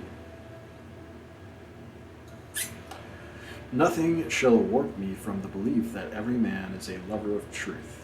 There is no pure lie, no pure malignity in nature. The entertainment of the proposition of depravity is the last profligacy and profanation. There is no skepticism, no atheism, but that. Could it be received into common belief? Suicide would unpeople the planet. It has had a name to live in some dogmatic theology. But each man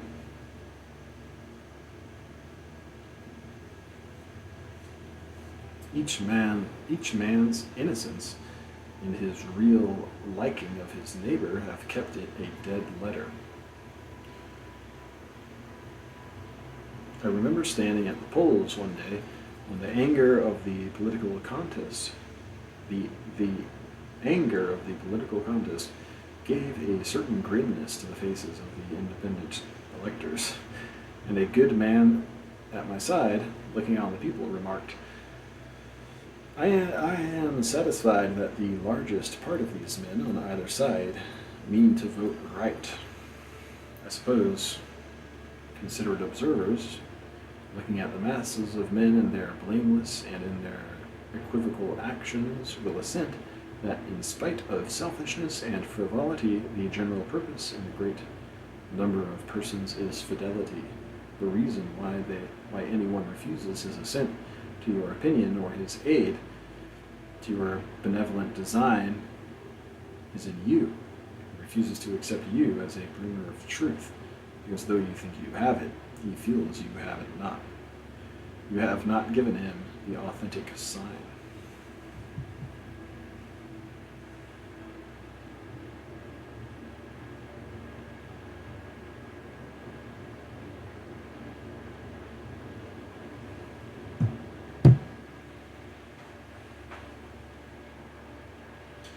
If it were worthwhile to run into details this general doctrine of the latent but ever soliciting spirit, it would be easy to adduce illustration in particulars of a man's equality to the church, of his equality to the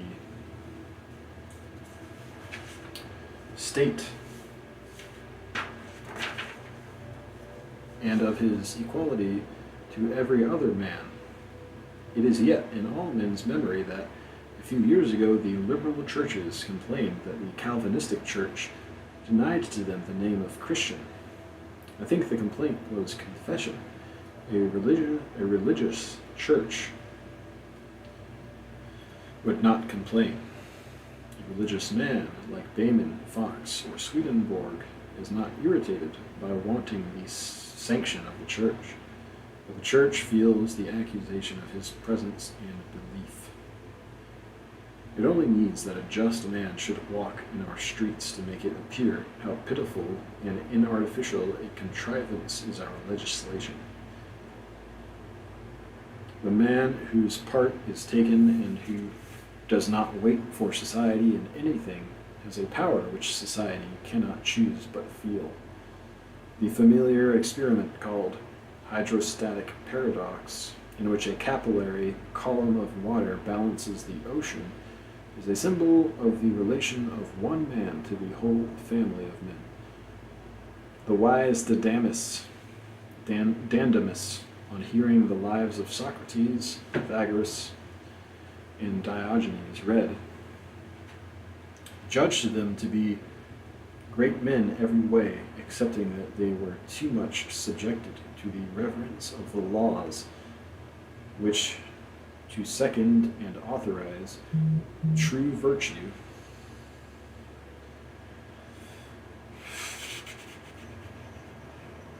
must abate very much of its original vigor.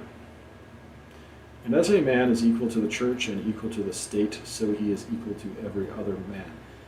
The disparities of power in men are superficial, and all frank and searching conversation in which a man lays himself open to his brother apprises each of their radical unity.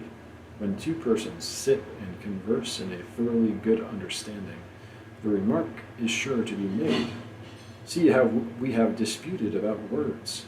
Let a clear, apprehensive mind, such as every man knows among his friends, converse with the most commanding poetic genius. I think it would appear that there was no inequality, such as men fancy, between them, that a perfect understanding, a like receiving, a like perceiving, abolished differences. and the poet would confess that his creative imagination gave him no deep advantage, but only the superficial one that he could express himself and the other could not, that his advantage was a knack, which might impose on indolent men, but cannot impose on lovers of truth, for they know the tax of talent, or what a price of greatness the power of expression too often pays. I believe it is the conviction of the purest men that the net amount of man and man does not much vary. Each is incomparably superior to his companion in some faculty. His want of skill in other directions has added to his fitness for his own work. Each seems to have some compensation yielded to him by his infirmity, and every hindrance operates as a concentration of his force.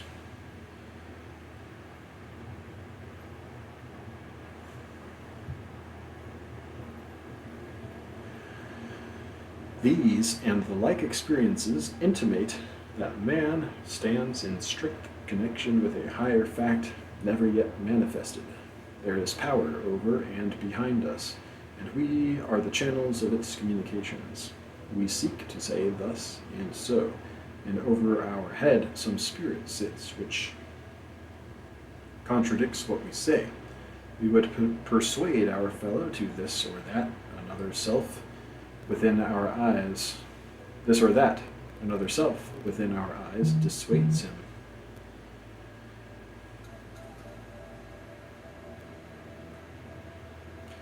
That which we keep back, this reveals.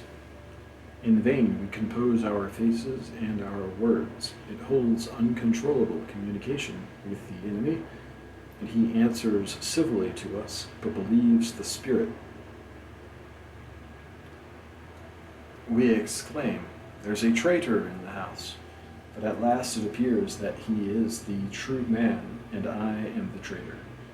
This open channel to the highest life is the first and last reality, so subtle, so quiet, yet so tenacious, that although I have never expressed the truth, and although I have never heard the expression of it from any other, I know that the whole truth is here for me. What if I cannot answer your questions? I am not pained that I cannot frame a reply to the question, what is the operation we call providence? There lies the unspoken thing, present, omnipresent. Every time we converse, we seek to translate it into speech. But whether we hit or whether we miss, we have the fact. Every discourse is an approximate answer, but it is of small consequence that we do not get it into verbs and nouns, whilst it abides for contemplation forever.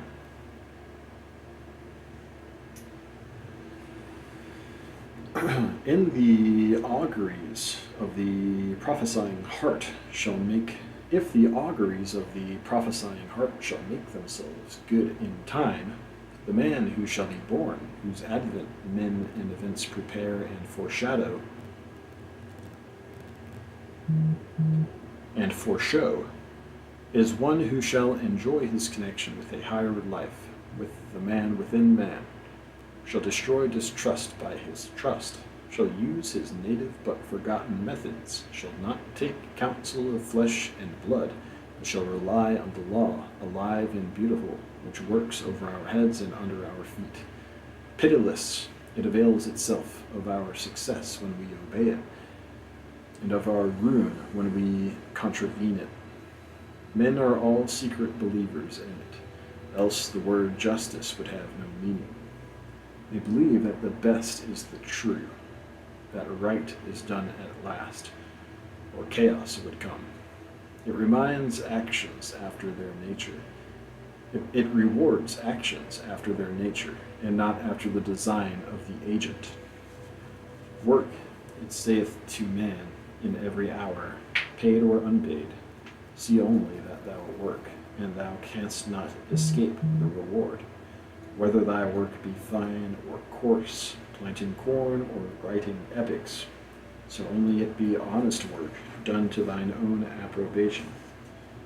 It shall earn a reward to the senses as well as to the thought. No matter how often defeated, you are born to victory. The reward of a thing well done is to have it done.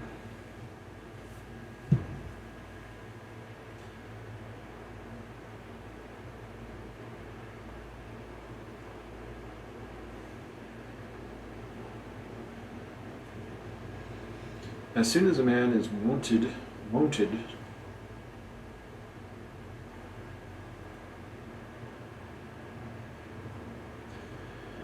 to look beyond surfaces and to see how this high will prevails without an exception or an interval, he settles himself into serenity. He can already rely on the laws of gravity, that every stone will fall where it is due. The good globe is faithful and carries us securely through the celestial spaces. Anxious or resigned, we need not interfere to help it on, and he will learn one day the mild lesson they teach, that our own orbit is all our task, and we need not assist the administration of the universe. Do not be so impatient to set the town right concerning the unfounded pretensions and the false reputation of certain men of standing. They are laboring harder to set the town right concerning themselves, and will certainly succeed. Suppress for a few days your criticism on the insufficiency of this or that teacher or experimenter, and he will have demonstrated his insufficiency to all men's eyes. In like manner, let a man fall into the divine circuits, and he is enlarged.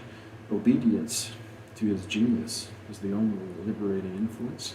We wish to escape from subjection in a sense of inferiority, and we make self-denying ordinances. We drink water, we eat grass, we refuse the laws, we go to jail. It is all in vain. Only by obedience to his genius, only by the freest activity in the way constitutional to him, does an angel seem to arise before a man and lead him by the hand out of all the wards of the prison. That which benefits us, embosomed in beauty and wonder as we are, is cheerfulness and courage, and the endeavor to realize our aspirations. The life of men is the true romance, which, when it is valiantly conducted, will yield the imagination a higher joy than any fiction. All around us what powers are wrapped up under the coarse mattings of custom, and all wonder prevented. It is so wonderful to our neurologists that a man can see without his eyes, that it does not occur to them that it is just as wonderful that he should see with them. And that is ever the difference between the wise and the unwise.